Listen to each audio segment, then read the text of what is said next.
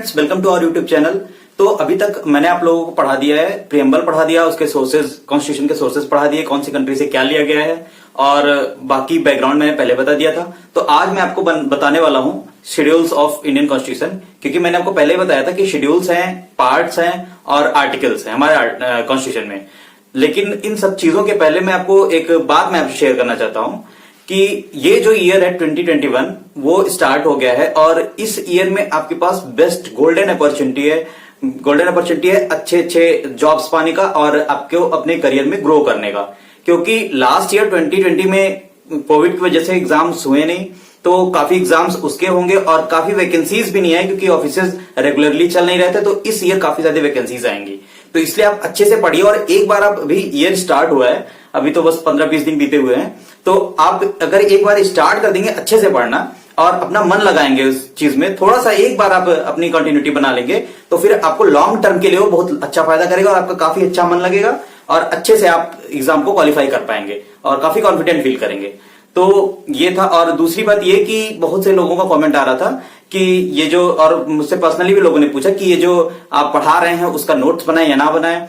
तो मैं आपको बता दूं कि मैं वही चीजें बोर्ड पे लिखता हूं जो एग्जाम पॉइंट ऑफ व्यू से काफी इंपॉर्टेंट होते हैं, और उन चीजों को आप चाहे तो एक कॉपी में लिख लें, अदरवाइज आप वीडियो रिपीट पे देख लें, आप थोड़ा सा उसका स्पीड बढ़ा के देख लें, और आप चाहे तो इसको एक कॉपी में एक अच्छे सा एक अपना नोट्स बना लीजिए, क्योंकि पूरा कंटिन्यूएशन में है तो आपके लिए फायदेमंद भी रहेगा। और आप या फिर बुक में ही आप हाईलाइट कर लें, जो भी आपको सुटेबल लगे वो करें, जिससे आप अच्छे से रिवाइज कर पाए। और अच्छा यही रहेगा कि एक शॉर्ट नोट बना लें जिससे आप रिवीजन के लिए, क्योंकि revision is the key of the success, तो इसलिए रिवीजन के लिए आप अच्छे से उसका एक नोट्स बना लीजिए और जब भी एग्जाम आपको देने जाना हो उसको रिवाइज करके चले जाइए और आपको की पॉइंट्स रहेंगे तो आपको रिकॉल करने में आसानी भी होगी। और जो पॉइंट आपको नहीं याद आ रहा हो उस टाइम में उसको आप एक बार बुक उठा के देख लीजिए, काम खत्म।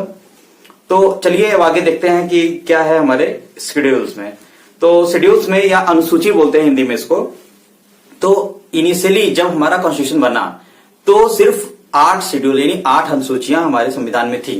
उसके बाद जो अभी प्रेजेंट टाइम में है वो 12 अनुसूचियां हैं, जिसको ये जो कॉन्स्टिट्यूशन में अमेंडमेंट होता है उससे ऐड किया गया है। तो आइए पहले जो 8 अनुसूचियां इनिशियली थी उनको देखते हैं। तो फर्स्ट जो शेड्यूल है, फर्स्ट जो अनुसूची है, ये है name of state, union territories and jurisdiction. मतलब जो हमारा कंट्री है उसमें कितने स्टेट हैं उनके नेम्स और उसके जो भी ज्यूरिसडिक्शन है, स्टेट्स और यूनियन टेरिटरीज दोनों का, उनके बारे में फर्स्ट शेड्यूल में दिया हुआ है। तो अभी प्रेजेंट टाइम में आप खुद बताएं, कमेंट सेक्शन में बताएं कितने स्टेट्स और कितने यूनियन टेरिटरीज हैं। आप लोगों को बहुत कंफ्यूजन होगा, लेकिन ये बहुत ही मतलब और इंपॉर्टेंट क्वेश्चन है, तो आप इसको ये कमेंट सेक्शन में बताइएगा। फिर देखिए ये पहला शेड्यूल रिलेटेड है name of state and union territories and its jurisdiction. Second schedule में आता है प्रोविजंस रिलेटेड टू। अब सेकेंड शेड्यूल में आता है जो provisions related to emoluments, allowances and privileges. मतलब कि जो वेतन भत्ते मिलते हैं और किसको किसको मिलते हैं मैं आपको आगे बता रहा हूं, उसके बारे में सेकेंड शेड्यूल है। जो वेतन और भत्ते जो मिलते हैं उसके बारे में, या सुविधाएं जो मिलती है। भत्तों का मतलब है कि जो मतलब किसी भी चीज के बदले, किसी सुविधा के बदले दी जा रही है, आपको पैसा दिया जा रहा है, उसी को भत्ता बोलते हैं। तो जैसे महंगाई हो गया, तो महंगाई आपकी असुविधा है, उसको सुविधा में क्रिएट करने के लिए अगर आपको चीजें सस्ती नहीं की जा सकती हैं तो उसके बदले आपको उतना पैसा दीजिएगा कि आप उसको अफोर्ड कर सकें। तो देखिए किसके किसके वेतन भत्ते के बारे में बात की जा रही है सेकंड शेड्यूल में, प्रेसिडेंट के, गवर्नर के। तो ये दोनों तो हो गए। जैसे सेंट्रल में हेड होता है प्रेसिडेंट ऑन द पेपर, वैसे ही स्टेट में हेड होता है गवर्नर ऑन द पेपर। तो इन दोनों लोग के speaker and deputy speaker of, कहां के स्पीकर डिप्टी स्पीकर होते ही सिर्फ वहीं पे है, कहां पे, लोकसभा और लेजिस्लेटिव असेंबली। यानी कि सिर्फ 2 जगह पे जो स्पीकर और डिप्टी स्पीकर होते हैं उनके ये अलाउंसेस, इमोल्यूमेंट्स एंड प्रिविलेजेस के बारे में ये इसमें बताया गया है। फिर किसके और किसके, chairman and deputy chairman of Rajya Sabha and legislative council. यानी कि आपके राज्यसभा और विधान परिषद के जो चेयरमैन और डिप्टी चेयरमैन होते हैं उनके इमोल्यूमेंट्स और अलाउंसेस और प्रिविलेजेस के बारे में। स्पीकर, डिप्टी स्पीकर लोकसभा और ये आपका विधानसभा का। फिर जजेस, सुप्रीम कोर्ट और हाई कोर्ट और कैग यानी सीएजी का। तो ये इन लोगों की बात की जाती है। थर्ड शेड्यूल में क्या है, ओथ एंड अफर्मेशन। मतलब जो ओथ, शपथ दिलाया जाता है मिनिस्टर्स को, जजेस को, इन लोगों को जो ओथ दिलाया जाता है, और अफर्मेशन मतलब पद एवं गोपनीयता की शपथ जो दिया जाता है, उसके बारे में ये थर्ड शेड्यूल में दिया हुआ है। फोर्थ शेड्यूल में दिया हुआ है allocation of seats in Rajya Sabha. अब राज्यसभा में जो मेंबर्स चुन के आते हैं तो किस स्टेट या किस यूनियन टेरिटरी से कितने मेंबर चुन के आएंगे, इस बात का जिक्र किया गया है फोर्थ शेड्यूल में। फिर फिफ्थ शेड्यूल में आता है आपका scheduled areas and scheduled tribe का एडमिनिस्ट्रेशन के बारे में। मतलब जो शेड्यूल्ड एरियाज है, शेड्यूल्ड एरियाज का क्या मतलब, जैसे जहां पे शेड्यूल्ड ट्राइब्स रहते हैं, जैसे नागालैंड हो गया, मतलब वो नॉर्थ ईस्ट वाले स्टेट्स में कुछ स्टेट्स ऐसे हैं जहां पे शेड्यूल्ड ट्राइब्स रहते हैं और उनको प्रॉब्लम क्या थी, क्यों ऐसा किया गया, इसके बारे में आप जान लीजिए कि जो शेड्यूल्ड ट्राइब्स थे उनका पूरा कल्चर अलग होता है और वो नॉर्मल जो हम लोग का कल्चर होता है उससे मतलब उसको उनके ऊपर असर पड़ता है उसके कल्चर पे, और उन लोगों के कल्चर को हम लोग डिस्ट्रॉय करते हैं या फिर इफेक्ट करते हैं किसी भी तरीके से। तो उनको अलग एडमिनिस्ट्रेशन चाहिए, इसके वजह से ये किया गया, फिफ्थ शेड्यूल में रखा गया इसको, शेड्यूल्ड एरियाज और शेड्यूल्ड ट्राइब के एडमिनिस्ट्रेशन के लिए। सिक्स्थ को आप याद कर लीजिए, सिक्स्थ बहुत बार पूछा गया है, ये बहुत ही ज्यादा इंपॉर्टेंट है और इसका मैं आपको ट्रिक भी बता देता हूं कैसे याद करना है, बहुत इंपॉर्टेंट है ये इसको आप याद कर लीजिए। इसमें 4 स्टेट्स के एडमिनिस्ट्रेशन की बात की गई है। 4 स्टेट्स कौन से हैं ये कई बार पूछा गया और आगे भी पूछा जाएगा, ऑप्शन दे दिए जाएंगे, पूछा जाएगा कि सिक्स्थ शेड्यूल में इन चारों में से कौन से स्टेट के बारे में जिक्र नहीं किया गया, आपको याद रखना, या फिर ये कह दिया जाएगा 4 स्टेट में से किस प्रकार जिक्र किया गया है। तो ये 4 स्टेट्स कौन सा है आप याद कर लीजिए। इसका शॉर्ट ट्रिक है आमी मैत्री, इसी से आप याद कर सकते हैं। आमी मैत्री का मतलब ये होगा कि आ से असम, मी से मिजोरम, मे से मेघालय और त्रि से त्रिपुरा। तो आमी मैत्री से आप याद कर सकते हैं ये 4 स्टेट्स है, इन चारों स्टेट्स से आमी मैत्री यानी कि असम, मेघालय, मिजोरम, त्रिपुरा, इन 4 स्टेट्स की के एडमिनिस्ट्रेशन की बात 6th शेड्यूल में की गई है। फिर आता है 7th शेड्यूल। 7th शेड्यूल में डिवीजन ऑफ पावर्स यानी कि लिस्ट जो है, 3 लिस्ट जो बनाए गए हैं, यूनियन लिस्ट, स्टेट लिस्ट और कंकरेंट लिस्ट। और एक बात और कि आपका जो इलूसेंट है वो अपडेट करने में शायद उनसे ये पुराने वाले में थोड़ा करेक्शन करने में गलती हो गई, मिस्टेक इसमें कर दिया इन लोगों ने। अब प्रेजेंट टाइम में यूनियन लिस्ट में जो है वो 98 सब्जेक्ट्स है। आप ध्यान से देख लीजिए, सब्जेक्ट्स भी पूछे जाते हैं, इंपॉर्टेंट है ये वाला भी। अच्छा देखिए, अभी मैं आपको बता देता हूं कौन कौन से शेड्यूल्स बहुत इंपॉर्टेंट है। तो यूनियन में 98 स्टेट सब्जेक्ट्स हैं, स्टेट लिस्ट में 59 सब्जेक्ट्स हैं और कंकरेंट लिस्ट में 52 सब्जेक्ट्स हैं। तो यूनियन में इनिशियली ओरिजिनली जो थे वो 97 सब्जेक्ट्स थे, वो 98 हो गए हैं। स्टेट में ज्यादा सब्जेक्ट्स थे वो घट गए हैं, 59 हो गए, शायद मेरे ख्याल से 62 थे ओरिजिनली, और कंकरेंट में कम थे 47 थे, वो बढ़ गए हैं 52 हो गए हैं।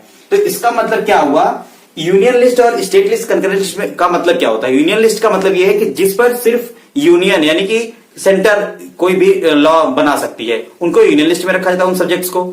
फिर स्टेट लिस्ट का मतलब ऐसे सब्जेक्ट्स जिसपे स्टेट लॉ बनाती है, लेकिन अगर सेम सब्जेक्ट पे सेंट्रल भी लॉ बना दे तो जो स्टेट का लॉ है वो उसको सुपर इम्पोज कर जाएगा सेंटर का लॉ। तो फिर और कंकरेंट लिस्ट में क्या है, जिसमें दोनों बना सकते हैं। जैसे कंकरेंट लिस्ट में ये भी पूछा जाता है कौन कौन चीजें रखी जाती है, वहां पे एक बार रिवाइज कर लीजिएगा। अब मैं मतलब मेन चीजें बता देता हूं। कंकरेंट लिस्ट में जो मेनली पूछाता है एजुकेशन को कंकरेंट लिस्ट में रखा गया है। और अभी बहुत ज्यादा विवाद चल रहा है, बहुत ज्यादा बवाल चल रहा है फार्म बिल को लेकर के, यानी जो कृषि कानून आ रहा है उनका। तो ये भी पूछा जा सकता है कि जो कृषि है या एग्रीकल्चर है वो किस लिस्ट में है। तो स्टेट लिस्ट में आता है एग्रीकल्चर, स्टेट लिस्ट में आता है एग्रीकल्चर, और यूनियन लिस्ट में बाकी सारी चीजें जैसे हो गया डिफेंस से रिलेटेड चीजें या इंटरनेशनल अफेयर्स से रिलेटेड चीजें, तो उसको रखा गया यूनियन लिस्ट में। तो याद कर लीजिए 98 सब्जेक्ट्स हैं यूनियन लिस्ट में, 59 सब्जेक्ट्स हैं स्टेट लिस्ट में, 52 सब्जेक्ट्स हैं कंकरेंट लिस्ट में। फिर 8th शेड्यूल आता है। 8th शेड्यूल में ओरिजिनली 14 लैंग्वेज थे, इसमें लैंग्वेज की बात की गई है, शेड्यूल्ड लैंग्वेज जो है वो कितने हैं। तो ओरिजिनली 14 थे, प्रेजेंटली 22 लैंग्वेजेस हैं। तो अभी 22 भाषाएं हैं 8वीं अनुसूची में। तो पहले वो 14 थी और बाद में वो बढ़ा दी गई। और कौन कौन से अमेंडमेंट से बढ़ाई गई ये आप आसानी से याद कर सकते हैं। 21, 71, 92 यानी 21वें, 71वें और 92वें। 21 और 71 को ऐड करेंगे तो 92वां आ जाएगा। तो यानी 21, 71 इक्वल्स 92। तो यानी 3 है, 21, 71 आप याद कर लीजिए तो 92 अपने आप याद हो जाएगा आपको। फिर चलिए अब मैं बता देता हूं कौन कौन से, पहले ये बता दूं कौन कौन से बहुत इंपॉर्टेंट है। तो जो सबसे ज्यादा इंपॉर्टेंट है, जो कई बार पूछा गया है, वो है 6th शेड्यूल। बहुत इंपॉर्टेंट है, कौन कौन से स्टेट हैं इसमें ये पूछा जाता है। 7th शेड्यूल किस चीज से रिलेटेड है, बहुत बार पूछा गया है। 8th शेड्यूल कम बार पूछा गया है, लेकिन 6th और 7th आप अच्छे से याद कर लीजिए। और मैं बता दूं आपको कि आपको याद करने का तरीका क्या होना चाहिए। देखिए फर्स्ट शेड्यूल, क्योंकि हमारा कंट्री है तो पहले कंट्री के स्टेट्स और यूनियन टेरिटरीज के बारे में, उसके ज्यूरिसडिक्शन करें। तो पहला हो गया पहली अनुसूची, राज्य एवं उनके क्षेत्र, संघ राज्य एवं उनके क्षेत्र, ठीक। सेकेंड अनुसूची में आता है, दूसरी अनुसूची में आता है जो वेतन भत्ते दिए जाते हैं राष्ट्रपति वगैरह को, उसके बारे में। तीसरे में आता है जो ओथ या शपथ लेते हैं वो लोग, उसके बारे में। चौथे में आता है कि जो राज्यसभा के मेंबर चुने जाते हैं, कितने मेंबर किस राज्य से चुने जाएंगे, इस बारे में। पांचवें में आता है कि जो शेड्यूल यानी अनुसूचित क्षेत्र और अनुसूचित जनजाति, इनके बारे में, इनके एडमिनिस्ट्रेशन के, प्रशासन के बारे में। छठी अनुसूची में अमी मैत्री। सातवीं अनुसूची को कैसे याद करेंगे, 7 से शुरू हो रहा है और यहां पे लिस्ट यानी सूची की बात की जाती है। तो 7 और सूची, 7 सूची, 7वीं अनुसूची सूची। तो इस तरीके से आप याद कर सकते हैं। 8वीं में आपको भाषा वाला कई बार आपसे जिक्र भी होता है, लोगों से होता है कि हाँ 8वीं अनुसूची में कौन कौन कितनी भाषाएं हैं, किसको कितनी भाषाएं आती हैं। और आप इसको ऐसे भी याद करते हैं, अटल बिहारी वाजपेयी जी थे, उनको काफी ज्यादा भाषाएं आती थी, मतलब ये जो 8वीं सूची में थी उनको लगभग सारी अनुसूची में जितनी भाषाएं हैं सारी भाषाएं आती थी। तो इस तरीके से आप याद कर सकते हैं। मैं आपको फिर से रिकॉल करा देता हूं। पहली अनुसूची में आता है हमारा स्टेट, यूनियन टेरिटरीज एंड उसके ज्यूरिसडिक्शन। दूसरे में आता है इमोल्यूमेंट्स या प्रिविलेजेस जो दिए जाते हैं, यानी कि पहले में आ गया संघ राज्य क्षेत्र, दूसरे में आ गया भत्ते और वेतन और भत्ते दिए जाते हैं। थर्ड में आता है शपथ, जो शपथ और ये कराया जाता है आपको, शपथ और गोपनीयता के पद और गोपनीयता की शपथ दिलाई जाती है, उसको आता है। फिर चौथे में आता है किस राज्य से कितने राज्यसभा के मेंबर्स होंगे वो। पांचवें में आता है कि स्पेशल जो शेड्यूल एरिया और शेड्यूल ट्राइब का वो है एडमिनिस्ट्रेशन, उसके बारे में। 7वें में आता है, 6th में आता है अमी मैत्री। 7वें में आता है 7वें में सूची आती है और 8वें में आता है भाषाएं। और आगे मैं बताता हूं कि जो ये 8 अनुसूचियों के बाद जो 4 अनुसूचियां और ऐड की गई वो कब कब किस किस संशोधन से और उनमें क्या क्या चीजें हैं, मैं आपको आगे बताता हूं। देखते हैं 9th शेड्यूल में क्या हुआ। 9th शेड्यूल तब लाया गया जब हमारी कंट्री आजाद हुई और देखा गया कि जो छोटे छोटे हमारे किसान थे जिनके ऊपर शोषण किया गया था, जिनका बहुत ज्यादा शोषण हुआ और उनके पास खेत भी नहीं थे, लेकिन उनसे खेती भी कराई जाती थी और उनके पास कुछ मतलब जो भी ब्याज उनके ऊपर इतना ज्यादा रहता था, जो भी वो ऋण लेते थे, जो भी वो बोरो करते थे मनी, उसका इंटरेस्ट पे करते करते ही वो मर जाते थे और उनको खुद के लिए कुछ भी मिलता भी नहीं था। और मतलब मूलधन जो रहता है, जो हमारा प्रिंसिपल रहता है, वो तो वो पाते नहीं थे, उसका टैक्स पे करते करते ही वो मर जाते थे और इतना सारा ज्यादा उनका शोषण हुआ था। तो किसानों के हित के लिए जो कांग्रेस थी उस टाइम वो बात करती थी। तो उसको देखते ही हुए ही क्या किया गया कि 9th जो शेड्यूल ऐड किया गया और वो किया गया हमारे जो कॉन्स्टिट्यूशन में फर्स्ट अमेंडमेंट किया गया 1951 में। लैंड रिफॉर्म्स चल रहे थे, विनोबा भावे जी उसके प्रथम सत्याग्रही कहे जाते हैं और वो लैंड रिफॉर्म को बहुत जोर दे रहे थे। तो जो ये फर्स्ट शेड्यूल ऐड किया जाता है वो ऐड किया जाता है 1951 में।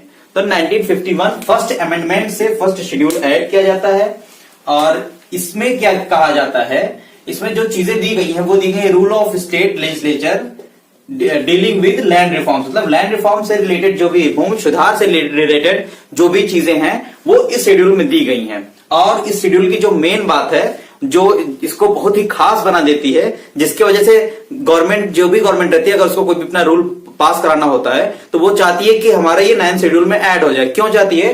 क्योंकि इसमें जो इसका मेन जो फायदा मिलता है, इसको एक प्रोटेक्शन दिया गया है। किस चीज से? Protect laws from judicial scrutiny. मतलब इसमें अगर कोई भी आपका एक्ट या लॉ या रेगुलेशन आ गया तो उसमें जो कोर्ट है वो दखलंदाजी नहीं कर सकता है, मतलब वो उसमें इंटरफेरेंस नहीं डाल सकता है।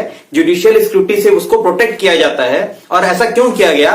क्योंकि जो लैंड रिफॉर्म्स थे, जो लैंड रिफॉर्म्स हो रहे थे, क्योंकि कांग्रेस किसानों की बात सुनती थी और किसानों के लिए भलाई के लिए करना चाहती थी। तो अगर उसको अनकॉन्स्टिट्यूशनल बता देती, जो उस समय के सुप्रीम कोर्ट के जजेस थे, जो सुप्रीम कोर्ट था, अगर उसको अनकॉन्स्टिट्यूशनल या उसको पास होने में जो भी तरीका अपनाया गया वो, क्योंकि जो इंडियन कॉन्स्टिट्यूशन है आपको पता ही है, मैंने भी कल बताया कि वो फॉलो कर रूल एस्टेब्लिश बाय लॉ, वो फॉलो करती है विधि द्वारा स्थापित लॉ की प्रक्रिया, यानी कि विधि द्वारा स्थापित कानून की प्रक्रिया को फॉलो करती है। इसलिए क्या किया गया, जो ये अगर ये मतलब गलत तरीके से लाया जाता तो इसमें जुडिशियल स्क्रूटनी हो जाता और ये लॉ जो है निरस्त कर दिया जाता। तो उसी की वजह से फर्स्ट अमेंडमेंट किया गया और इसमें यही किया गया कि इसको लॉ को प्रोटेक्ट, इसमें जो भी लॉज आएंगे उसको प्रोटेक्ट कर दिया गया जुडिशियल स्क्रूटनी से। लेकिन इसका फायदा गवर्नमेंट, जो भी गवर्नमेंट बनती है वो उठाती रहती है। और प्रेजेंट टाइम में इसमें 282, आपके लूसेंट में 284 दिया होगा, लेकिन एक्चुअली में ये 282 है। 282 एक्ट्स एंड रेगुलेशंस हैं जिनको प्रोटेक्ट किया जाता है जुडिशियल स्क्रूटनी से।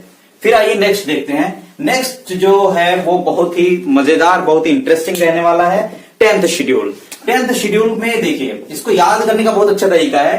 10th शेड्यूल में disqualification on basis of defection, मतलब दल बदल विरोधी कानून है ये। 52nd अमेंडमेंट से लाया गया, 1985 में लाया गया, और 1985 में लाया गया, इसको आपको कैसे याद रखना है।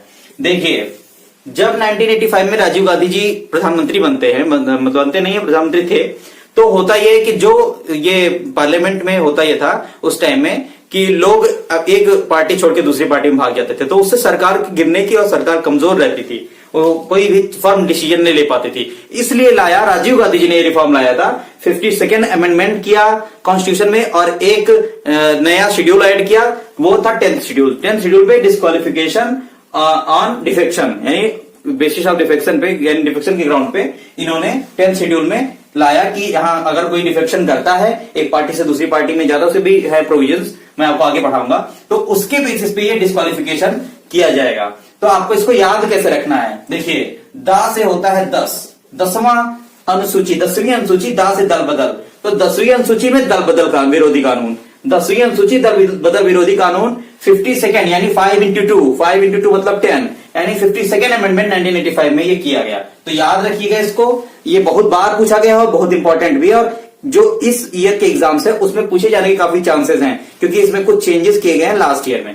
तो दा से दल, दा से दल, दा से 10, दा से दल बदल विरोधी कानून, दा से 10, और 52nd अमेंडमेंट, क्योंकि 5x10 होता है, तो ये आप याद रखिएगा। फिर आते हैं नेक्स्ट 11th वाले में बहुत ही फेमस केस हुआ था, आप लोगों को याद कर लेना चाहिए क्योंकि बहुत बार वो भी पूछा जाता है।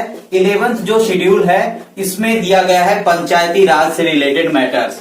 पंचायती राज को ऐड किया गया 1992 में बलवंत राय मेहता कमेटी, बलवंत राय मेहता समिति के जो रिकमेंडेशंस थे, अनुशंसाएं थी, उसके बेसिस पे 11th शेड्यूल ऐड किया गया। और पंचायती राज में 29 मैटर्स, ये भी पूछा था कितने मैटर्स हैं, 29 मैटर्स के साथ इसको ऐड किया गया।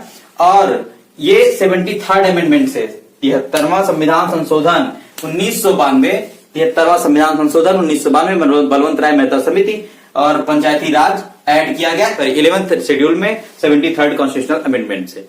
और फिर आपको एक चीज और इसमें याद रखना है कि सबसे पहले राजस्थान के नौगढ़ जिले से स्टार्ट किया गया, तो इसको आप याद रखिएगा, बलवंत राय मेहता समिति की अनुशंसा पर, रिकमेंडेशन पर ये ऐड किया गया। फिर उसी के साथ ही जो ऐड किया गया, क्योंकि पंचायती राज तो सिर्फ पंचायत गांव में चल पाएगी ना, शहरों में तो चलेगी नहीं, तो पंचायतों, गांव में पंचायत और शहरों के लिए म्यूनिसिपैलिटीज, तो दोनों एक साथ लाए गए। 73rd से ये ऐड किया गया, 11th वाला 74th से अमेंडमेंट से ऐड किया गया 12th शेड्यूल, तो इसमें म्यूनिसिपैलिटीज है, यानी 18 मैटर्स, 18 मैटर इसमें है, ये भी 1992, ये भी 1992, तो ये दोनों चीजें ऐड की गई और दोनों ही बलवंत राय मेहता कमेटी की रिकमेंडेशन यानी बलवंत राय मेहता समिति की अनुशंसा पर ये 11th और 12th शेड्यूल्स ऐड किए गए। तो ये आप याद रखिएगा। और ये बहुत बार पूछा गया एग्जाम्स में, अक्सर ही पूछा जाता है कि 12वीं सूची और 11वीं अनुसूची में क्या है, ये पूछा जाता है, और कब किस संविधान संशोधन से ये दोनों अनुसूचियां ऐड की गई। तो 4 अनुसूचियां ऐड की गई और 3 संविधान संशोधन से। एक पहला संविधान संशोधन है 9वीं अनुसूची, 52वां संविधान संशोधन से 10वीं अनुसूची, और 11वीं 12वीं 73वें संविधान संशोधन से और 74वें संविधान संशोधन से ऐड की गई हैं। आप याद कर लीजिएगा इसको। और अब मैं आपको एक रिवीजन करा देता हूं कि कैसे आपको याद रखना है कि कितनी कितनी चीजें क्या क्या थी किस किस अनुसूची में। देखिए, पहली अनुसूची में संघ एवं उसके राज्य क्षेत्र से संबंधित बातें कही गई हैं। दूसरी अनुसूची में कही गई है वेतन भत्ते किससे संबंधित, जो भी राष्ट्रपति वगैरह के वेतन भत्ते हैं उनसे संबंधित। तीसरी अनुसूची में बात की गई है जो भी उन्हें शपथ, पद या गोपनीयता की शपथ दिलाई जाती है उसकी बात की गई है। चौथी अनुसूची में बात की गई है कि हमारे किस राज्य से या किस संघ राज्य क्षेत्र से या स्टेट से या यूनियन टेरिटरीज से कितने मेंबर्स राज्यसभा में आएंगे उसकी बात की गई है। फिर 5वीं अनुसूची में आता है शेड्यूल्ड ट्राइब्स, शेड्यूल्ड एरियाज का एडमिनिस्ट्रेशन की बात। फिर 6ठी अनुसूची में आता है अमी मैत्री, असम, मिजोरम, मेघालय, त्रिपुरा। फिर जो 7वीं अनुसूची है उसमें आता है हमारा लिस्ट यानी सूची, यानी कि कौन कितनी सूचियां हैं, 3 सूचियां हैं, वही संघ सूची और राज्य सूची और कंकरेंट लिस्ट मतलब समवर्ती सूची। फिर 8वीं में आपको पता ही है भाषाएं हैं, 22 भाषाएं हैं उसको। फिर 9वीं पहला संविधान संशोधन 9वीं अनुसूची, लैंड रिफॉर्म और जो जुडिशियल स्क्रूटिनी से प्रोटेक्शन। फिर 10वीं दल बदल 10 52nd अमेंडमेंट। फिर 11वीं 73वां संविधान संशोधन, 11वां पंचायती राज, 74वां संविधान संशोधन और 12वीं अनुसूची और आता है उसमें म्यूनिसिपैलिटीज। तो आप इसको अच्छे से याद कर लीजिएगा और आई होप आपको ये लेक्चर बहुत ही अच्छा लगा हो और इसको अपने दिमाग में आप जितनी बार इसको देखेंगे उतनी बार आपको चीजें याद होंगी और आपके दिमाग में वो सेट हो जाएंगी, फिट हो जाएंगी। और इसमें से क्वेश्चंस बहुत ही ज्यादा पूछे जाते हैं। आप इसको बार बार इस वीडियो को देखिएगा, आपको अच्छे से याद हो जाएगा। जितनी बार देखेंगे उतनी बार आपको नई नई चीजें याद होती जाएंगी। तो इसको अच्छे से याद कर लीजिएगा। और साथ में जो सब्जेक्ट्स दिए गए हैं जिस चीज में, जैसे कि उसमें दिया गया है आपकी जो कंकरेंट लिस्ट और ये 3 लिस्ट बताए गए, यूनियन लिस्ट, स्टेट लिस्ट और कंकरेंट लिस्ट, इसमें कितने सब्जेक्ट्स हैं ये आप याद कर लीजिएगा। फिर एक याद कर लीजिएगा कि जो पंचायती राज में कितने सब्जेक्ट्स हैं और ये म्यूनिसिपैलिटीज में कितने सब्जेक्ट्स हैं। तो इन चीजों को आप याद कर लीजिएगा, इससे आपको एग्जाम में क्वेश्चंस बहुत पूछे जाते हैं। और आप नोट्स बनाना चाहे तो बना सकते हैं। फिर आप इस वीडियो, अगर आपको ये वीडियो पसंद आया हो तो लाइक कीजिए, सब्सक्राइब कीजिए और शेयर भी कर दीजिए। और मैं देख रहा हूं कि बहुत सारे लोग ऐसे हैं जो वीडियो देख तो लेते हैं लेकिन सब्सक्राइब नहीं करते हैं, तो कंजूसी मत करिए।